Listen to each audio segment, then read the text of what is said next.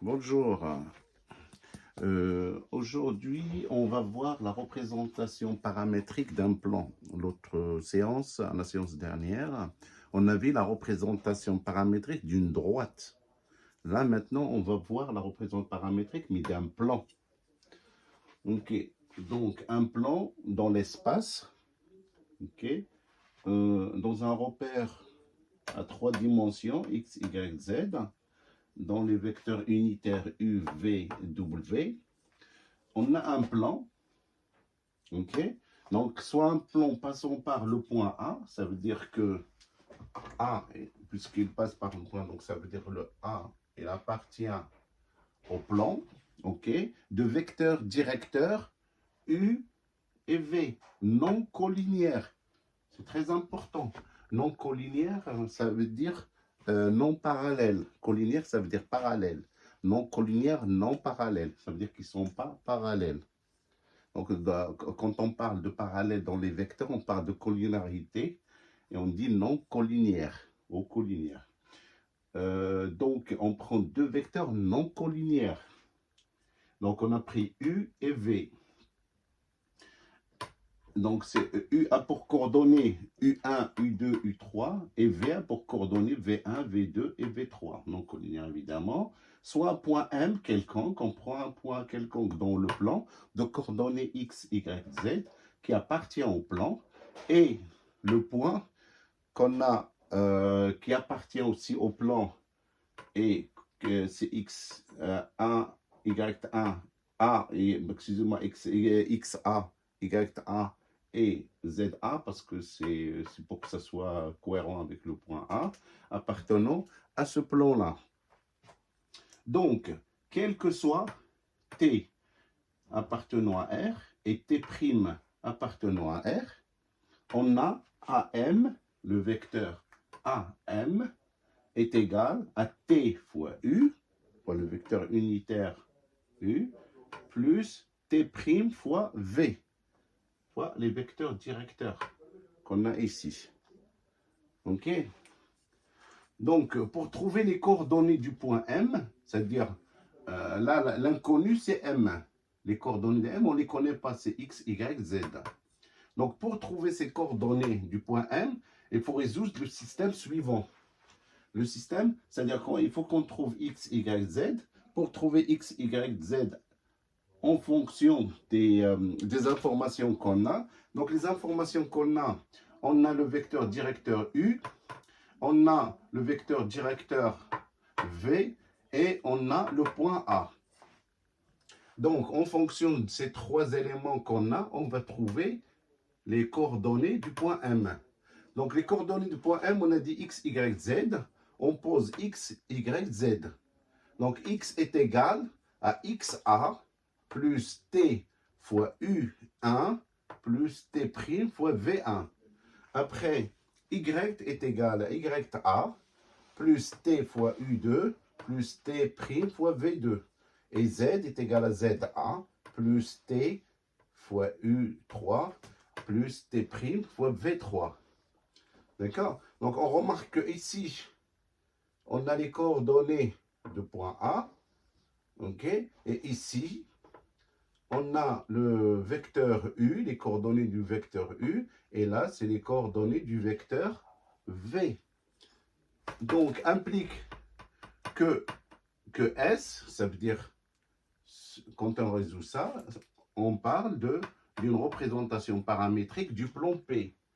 Et les réels T et T' sont les paramètres du plan.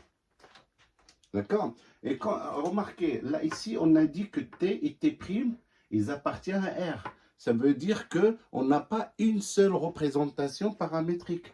Parce qu'on peut prendre n'importe quel élément qui appartient à R, on peut faire cette représentation. C'est-à-dire que T et T', ils appartiennent à R, ils ne sont pas fixes. Et s'ils ne sont pas fixes, ils sont variables. C'est-à-dire qu'on peut prendre plusieurs valeurs différentes. Donc, ça veut dire une représentation. On ne dit pas une représentation. C'est l'une des représentations paramétriques de ce plan-là. On peut trouver des solutions. Une solution d'une représentation paramétrique de P, Mais il suffit de changer T et T' et on trouve une autre représentation de ce plan-là. Donc, il faut prendre cette remarque en considération. Ça veut dire qu'on n'a pas qu'une seule représentation paramétrique d'un plan, mais on a plusieurs représentations paramétriques de ce plan-là, parce qu'on a T et T', ils appartiennent à R. On peut les modifier et ainsi de suite. Ça donne d'autres valeurs. Et on peut prendre aussi un point A quelque part. C'est-à-dire, là, ici, on a pris A de coordonnées 3, 2, 1. Et on peut prendre un point A quelconque de l'autre côté de coordonnées, par exemple, 7, 8, 9. Donc, c'est pour ça qu'il n'y a pas une seule représentation paramétrique, mais plusieurs représentations paramétriques. Parmi ces représentations paramétriques, je vous donne un exemple. Prenons le point A de coordonnées 3, 2, 1 et le vecteur directeur 1, 0, 1 et le vecteur V et le vecteur directeur V de coordonnées 2, 3, 6. Ok, donc le A, il appartient au plan. Le point M, on va prendre un point de coordonnées x, y, z qui appartient au plan et les vecteurs directeurs de ce plan-là. Donc ici, il faut qu'on trouve les coordonnées du point M. Pour trouver les coordonnées du point M, donc j'ai essayé d'utiliser les couleurs pour que vous voyez où vous placez vos éléments. C'est-à-dire, le point A, je les mets en bleu, le U, je les mets en rouge et le V, je le mets en vert.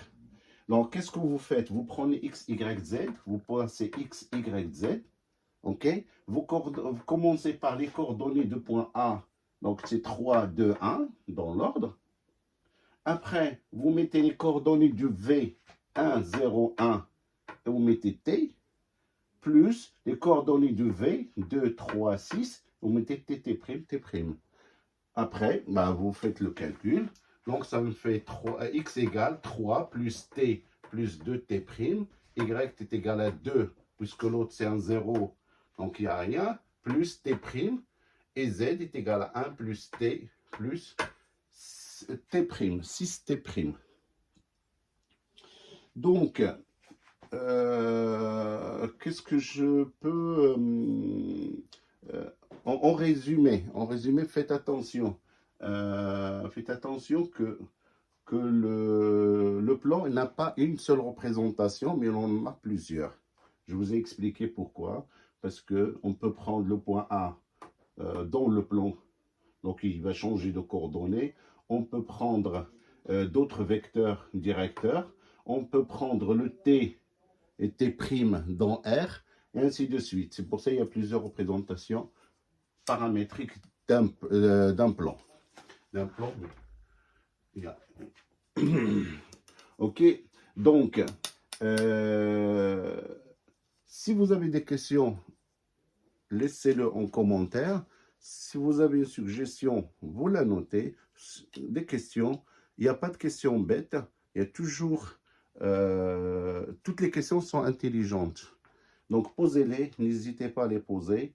Je vous répondrai une fois que j'ai regroupé plusieurs questions pour que je fasse un cours ou un exercice qui peut répondre à toutes vos questions. Merci et au revoir.